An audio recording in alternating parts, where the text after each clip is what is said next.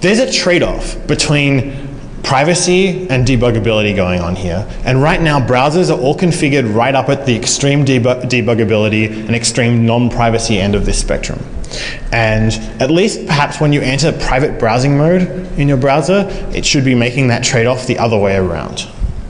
The same is true of plugin lists. Right now, if you look in the plugin list and say, well, what version of Flash do you have? It's not Flash or Flash 10, it's Flash version 10.1 R53. And so all these little facts, you know, you have 10 plugins and you get this much version information about all of them, it adds up.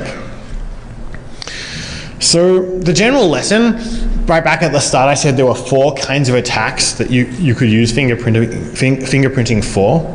One is global uniqueness, and in a lot of cases it looks like browsers are globally unique. Not all cases, but a lot of them.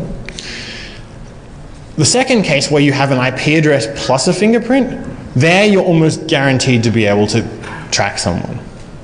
And you can definitely undelete cookies that people have deleted, and you can definitely link these things across websites. So this is a serious privacy problem. Right now, the only things you can do are things that power users are going to do. You can do no scripts, you can do Tor button, but you can't tell your grandmother or whoever else, like just people who aren't really comfortable with complicated user interfaces to use these plugins. So that everyone else is going to need to wait for the browsers to find a solution to this.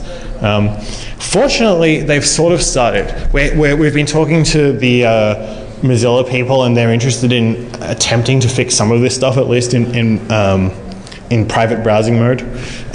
Google is maybe a step behind, but also somewhat interested in trying to tackle this.